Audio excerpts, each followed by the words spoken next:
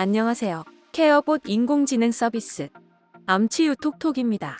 이번 영상에서는 항암 치료받는 환자라고 하면 바로 연상이 되는 이미지인 탈모 부작용에 대해 이야기해 보겠습니다. 항암 치료하면 왜 머리카락이 빠질까요?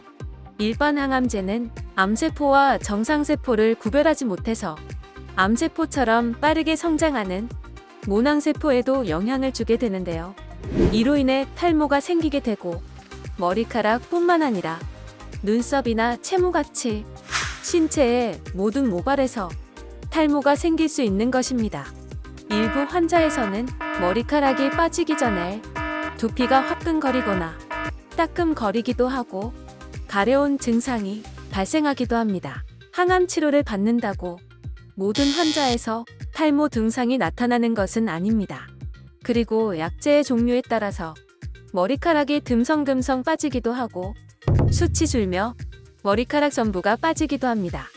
일반적으로 탈모는 항암 치료 후 2주에서 3주 내에 시작됩니다.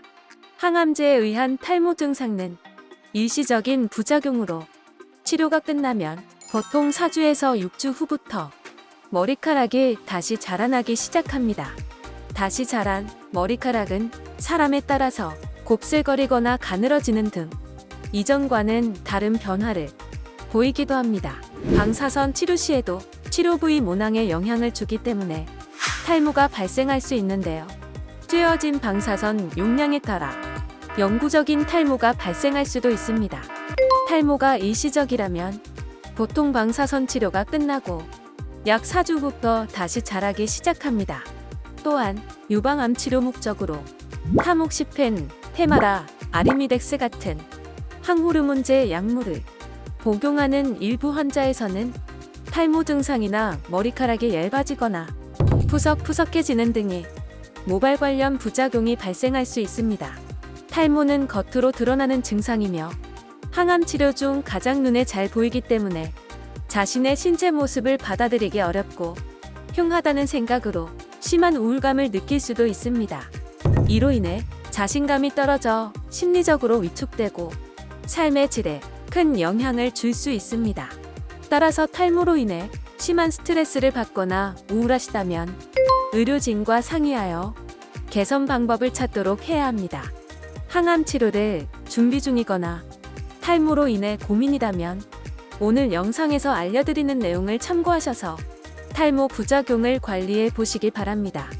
우선 탈모 관리에서의 첫째는 노출된 두피에 가해지는 자극을 예방하는 것입니다. 두피는 외부 자극에 민감하므로 잘 보호해야 하는데요.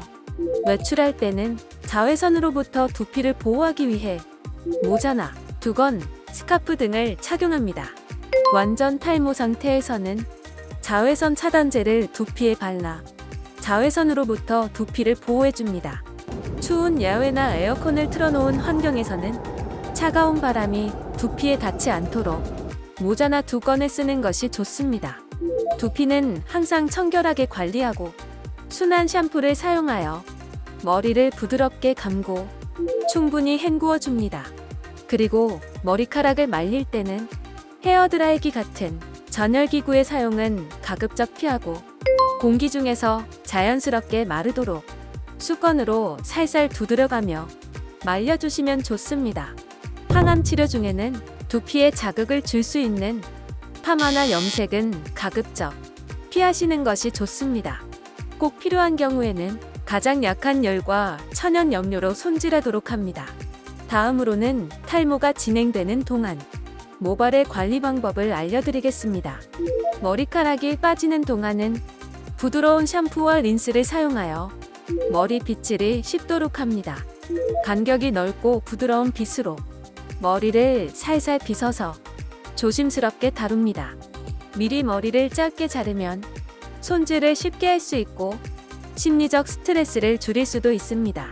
탈모가 예상되는 분들은 미리 자신에게 잘 맞는 챙이 있는 모자, 비니, 스카프 등을 준비해 두면 탈모를 감추고 두피를 보호할 수 있습니다.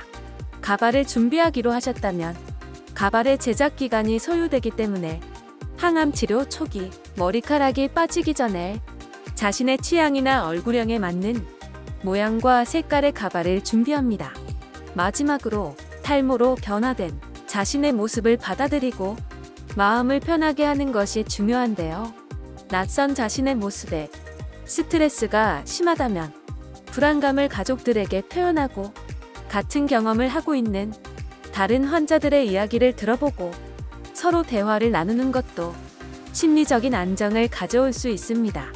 또한 이런 감정의 변화로 우울감이 심해져 다른 중요한 일을 할 수 없게 된다면 반드시 병원에 방문하여 의료진에게 도움을 받도록 합니다. 항암 치료 부작용에 대해 더 자세한 정보는 암치유 톡톡 카카오 채널을 친구 추가하시면 인공지능 챗봇이 알려드립니다. 감사합니다.